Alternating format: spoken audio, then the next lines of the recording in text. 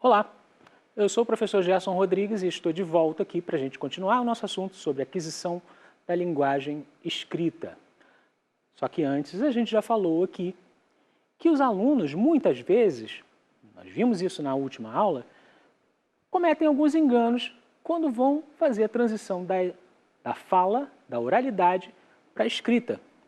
Isso muitas vezes ocorre, né, mas a gente entende que os alunos conhecem o sistema de alguma maneira. Nós vimos que ele conhece o sistema de forma rudimentar. Cabe ao professor saber, conhecer o sistema de forma plena, para que ele possa orientar os alunos de maneira adequada nessa transição da fala para a escrita. Né? Então, o que a gente pode fazer? O que os professores precisam saber, num primeiro plano, para que eles possam ajudar os alunos de forma perfeita? Vamos falar aqui, num primeiro momento, sobre o sistema fonológico do português, né? Que é o que nos interessa aqui nesse momento. Vamos ver como é que funciona esse sistema. Parece algo muito complexo, mas na verdade nós vamos mostrar simplesmente o que ocorre quando nós produzimos os sons. Primeiro momento, a gente tem que falar sobre o que são segmentos e suprassegmentos. O sistema fonológico do português é formado por sons vocálicos e por sons consonantais. Tá? Além disso, há o que nós chamamos de suprassegmentos, que não são nem as vogais nem as consoantes, mas suprassegmentos dão conta de tonicidade, ritmo, entonação, que estão fora daquele sistema dos segmentos, vogais e consoantes. Algumas diferenças entre esses segmentos. Do ponto de vista articulatório, os sons vocálicos são produzidos pela livre passagem de ar pela cavidade bucal ou buconasal. Então, quando você pronuncia um A, E, AN, o ar vai passar livremente pelas cavidades bucal ou buconasal, enquanto os sons consonantais não têm essa passagem de ar livre como nas vogais. Eles são caracterizados pela obstrução total ou parcial da passagem do ar nas cavidades faríngeas ou bucais. Por exemplo, enquanto você fala um A, você não tem como falar um P sem bloquear a passagem de ar. Você não tem como falar um S sem bloquear parcialmente a passagem de ar. Vejam que o ar vai passando quando você faz um S, mas ele não passa de maneira livre. Você faz uma fricção. Se você for produzir um P, certo? For tentar produzir um P, e o P e o ar, né? Você prender, você vai ficar sem respiração. Né? Você vai fazer uma explosão para que o P possa ser pronunciado. Então, o que o P e o C têm em comum? Esses sons são sons consonantais, que são produzidos pela obstrução parcial ou total da passagem do ar. Uma outra noção que a gente precisa ter é a posição na sílaba. E o que é a sílaba? Né? A sílaba é um grupo de fonemas quando enunciados em uma só emissão, né? E as consoantes e vogais também se diferenciam pela parte da sílaba que elas ocupam. Tá? Então, por exemplo, na palavra mar, o som A, o fonema A, ocupa a posição de núcleo da sílaba. Uma vogal sempre vai ser o que a gente chama de núcleo da sílaba. O me é o que a gente chama de onset, o ataque, aquela parte inicial da sílaba. E o re, no caso, que vai ter uma variação tremenda no Brasil, né, vai ter o que chamamos de coda, vai ser a coda, a posição final da sílaba. Então vocês podem guardar essas três posições: ataque, núcleo e coda, sendo que o núcleo sempre vai ser uma vogal. E vocês vão ver que, dependendo do lugar em que vocês estejam no Brasil, né, por exemplo, esse som de R, no caso, re, pode ser um retroflexo, em mar, pode ser mar, aspirado, pode ser mar, entendeu? Dependendo da parte do Brasil em que você estiver, você vai pronunciar esse R de maneira diferente, que vai marcar processo de variação também tão discutido por nós, tão falado por nós em todos esses momentos aqui, tá? Em textos digitais, é importante aproveitar os recursos que a internet disponibiliza para a produção de textos. Não devemos ter preconceito de excluir o que se escreve nas redes também. Devemos usar isso a nosso favor, estimulando o aluno a produzir seu material internet, né? Mas isso aí, né, fugindo um pouquinho que a gente estava falando do sistema fonológico. Agora, gente, o que a gente pode ver para organizar os sons da fala? Pensemos aqui que existe o que a gente chama de alfabeto fonético. Então, o alfabeto fonético, né, e aqui um alfabeto internacional, vai mostrar para a gente os sons que são produzidos e como eles são produzidos, como eles são registrados. Aqui nós não temos letras, aqui nós temos o formato desses sons. Então, no português, nós temos alguns sons que são específicos. Por exemplo, nós temos as vogais do português, que vão ser 7 vogais orais e 5 nasais. Então você tem lá vogais altas, I e U. Vogais médias, E e O. Vogais média-baixas, E e O. E vogal baixa, A. Mas isso aqui, como é que eu faço para saber se elas são altas, médias ou baixas? Nesse caso aqui, vocês vão levar em consideração a posição da língua.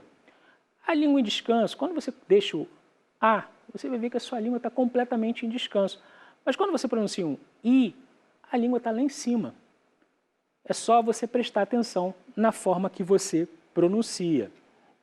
Agora, as consoantes do português são 19.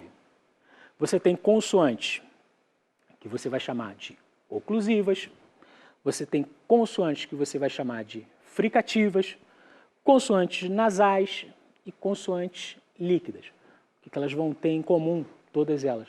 Todas são produzidas pelo bloqueio total ou parcial da passagem do ar. O ar vai passar sendo friccionado, ou o ar vai ser bloqueado totalmente em determinado ponto da boca, tá? Mas ele vai ter dificuldade para passar. Como você tem num F, como você tem num C, num G. Agora, quando você tem um T, o ar é bloqueado totalmente. Quando você tem um P, o ar é bloqueado totalmente, tá?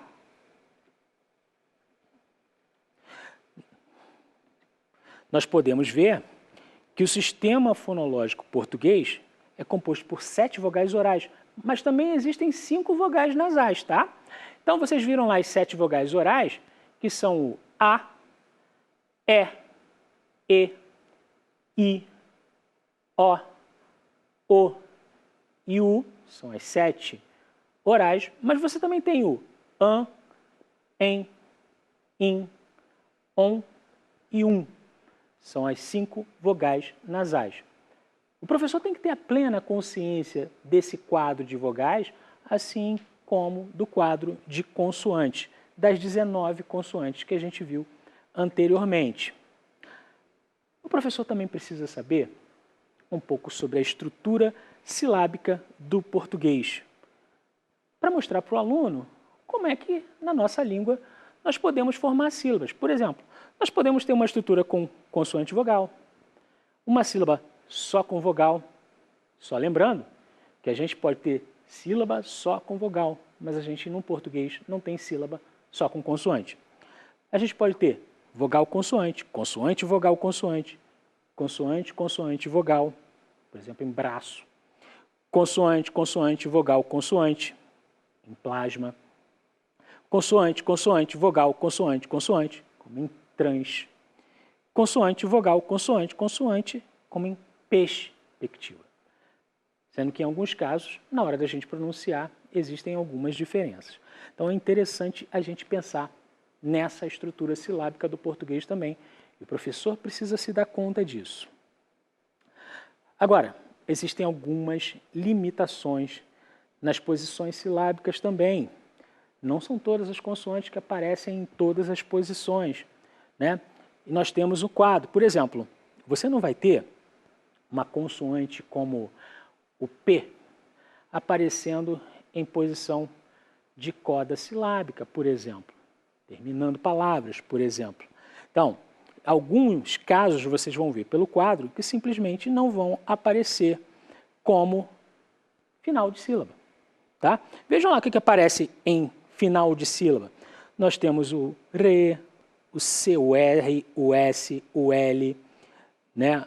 E você tem ali semivogais, como I, U, e a nasal, NE, ali no caso que vai ser representada pelo M, pelo N, ali no caso em posições finais.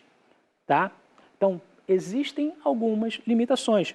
Você não vai ter, por exemplo, a consoante T, a consoante P, em posição de final de sílaba. O professor leva isso para o aluno. O professor vai falar para o aluno que esse tipo de construção não vai ocorrer na língua. Tá bom? Outra coisa, vamos pensar que o professor precisa levar a análise e reflexão. Em posição de coda silábica que encontramos as principais variações no português. Tá? No português do Brasil, por exemplo, essas alterações ocorrem com bastante frequência em sílabas terminadas em S e R. Por exemplo, vamos pensar na palavra porta. Existem contextos em que a palavra porta vai ser usada como porta, que ela vai ser usada como porta, como eu estou falando aqui, ela pode ser usada como porta também, né? E são válidas todas essas construções. Você vai falar, mas é errado? Não, não é errado, são apenas variações. Quando você for falar, for levar o registro para a escrita, aí você vai mostrar para o seu aluno, olha, na fala, ela pode ser trazida de todas essas formas. Quando for para a escrita, você vai precisar escolher, você vai precisar mostrar qual é a forma adequada para esse contexto. Por exemplo, quando eu falo mais, né, e eu sou do Rio de Janeiro, eu falo esse S chiado, eu falo mais, né? Algumas pessoas vão falar mas, né? Qual é a melhor forma? Não existe melhor forma, gente. A melhor forma é a forma que mais comunica, que vai estabelecer a comunicação. Ambas as formas são adequadas. Elas só vão mostrar que nossa língua varia, né, de região para região. Na posição de coda silábica, esse S e esse R vão variar de uma forma absurda no português do Brasil. Tá? O professor precisa levar isso para o aluno. Consoantes possíveis em final de sílaba. Ali, você tem a fricativa glotal, uma vibrante, né? Uma vibrante uvular, uma fricativa velar, como esse mais, né? Tépia alveolar, aproximante retroflexa, porta, né? Vibrante alveolar, mar, entenderam? Então, nesses casos, você tem essas posições possíveis em coda silábica, em posição final de sílaba, né? Algumas observações aí que vocês devem levar em consideração.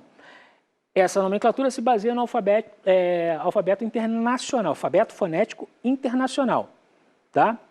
Além da variação no modo e no ponto de articulação, que é de natureza regional, o fonema, né, no caso esses fonemas, né, tendem a ser suprimidos, especialmente nos infinitivos verbais. Por exemplo, no caso do RE, do R, quando a gente fala em jogar, né, a gente fala muitas vezes jogar. Isso tem implicações na escrita, tem muitas implicações na escrita e o professor deve controlar. Quando a gente fala jogar e apagando o R final, né, a gente está fazendo o seguinte, a gente está mostrando que esse R não é tão pronunciado e o aluno está entendendo que ele não precisa escrever mais. Aí entra o professor para fazer esse controle. Mas a internet, o que tem feito na internet? Embora a gente tenha que valorizar os textos de internet, mas nas mensagens hoje em dia, muitas vezes, os alunos, não, as pessoas, não só alunos, né, pessoas já com sistema de escrita já plenamente adquirido, estão colocando, em vez de jogar com R, estão colocando jogar com acento. Jogar. E tira o R. Então, isso está acontecendo né, é um fenômeno normal, porque o português vai variando e nós vamos apagando esse R final, mas acontece que a gente tem que levar em conta que, por enquanto, na escrita o R ainda deve aparecer. Na fala, embora ele não seja pronunciado em muitos contextos, né, a gente não pode simplesmente apagar, tá? Agora, por que é tão importante conhecer esse tipo de informação? Né? A estrutura silábica do português apresenta certa dificuldade para as crianças em processo de aquisição de escrita. Então, isso faz com que o professor deva estar sempre atento aos problemas decorrentes. Porque muitas vezes a criança ela come determinados fonemas. Então, elas vão precisar lidar com essas dificuldades. Tá? E o professor tem que estar ali no controle. Então, por exemplo, os alunos, muitas vezes, nós também, né? Acontece que adultos já têm o processo adquirido. Então, nós sabemos que podemos escrever ouro, né? Mas na hora de... Podemos pronunciar, perdão, ouro, couro, mas na hora de escrever nós colocamos couro, ouro. Nós colocamos loura na escrita, embora nós pronunciemos loura. Não, o que acontece muito, vai acontecer em muitos casos em que o aluno, ao tentar estabelecer essa relação, ele pode, inclusive, errar, tá?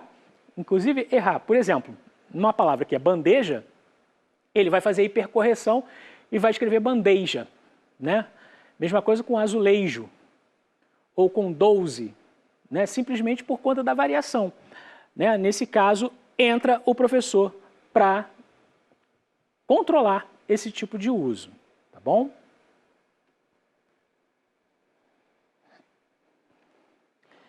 Então, dentro desses processos fonológicos, um processo como a monotongação, né, processos como a monotongação são comuns, tá? Em fala de crianças como na de adultos e apresentam consequências na realização da escrita de determinadas palavras, tá? Outros processos fonológicos aqui. Crianças em processo de aquisição muitas vezes reproduzem a língua fora do padrão sonoro, tá? Seja com alterações na estrutura silábica ou mesmo em substituição de fonemas. Uma outra coisa que o professor precisa controlar. Por exemplo, alterações na estrutura da sílaba. Muitas vezes a criança, em vez de falar placa, ela vai falar paca. Tá? Em vez de falar braço, ela vai falar baço. Então, ela está em processo de aquisição. Isso pode ocorrer na fala das crianças e é o professor que ocorre. Por exemplo, quando a criança vai falar, em vez de dois, ela vai apagar finalmente, ela vai falar doi, né? Em vez de espelho, ela fala espeio.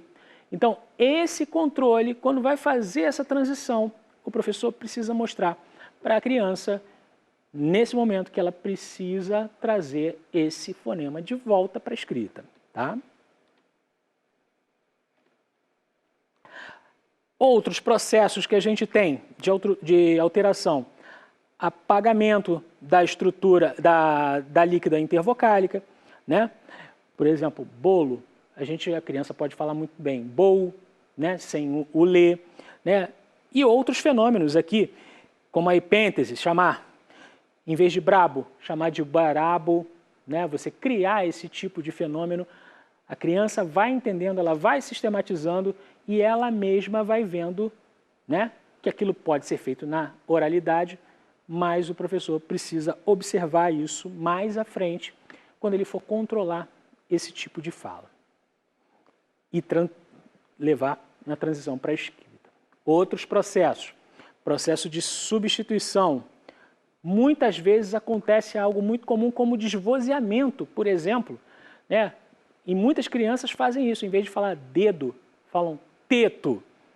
Em vez de falar zebra, falam cepra. E assim por diante. Professor que conhece o sistema fonológico do português de maneira plena vai conseguir lidar com esse tipo de fenômeno de maneira tranquila, porque ele vai explicar para a criança como é que aquilo vai ser desenvolvido. Mais fenômenos que a gente tem. Quando a criança vai falar, por exemplo, nesse caso aqui, a semivocalização, em vez de geladeira, ela vai transformar em geladeia, né? Algo muito comum que ela vai fazer, né? Em vez de, no caso da plosivação, né? Plosivização, perdão, em vez de ela chamar de vaca, ela vai chamar de baca, que é muito comum também por conta do ponto de articulação, né? E outros fenômenos que vocês vão poder observar posteriormente. Além da assimilação, do vozeamento pré-vocálico, que são fenômenos muito comuns na fala da criança e que devem ser sempre observados pelo professor para tratar isso da maneira adequada com os seus alunos. Tá bom? As nossas referências. Mais uma vez, nós temos metodologia do ensino de língua portuguesa. Obrigado e até o próximo vídeo.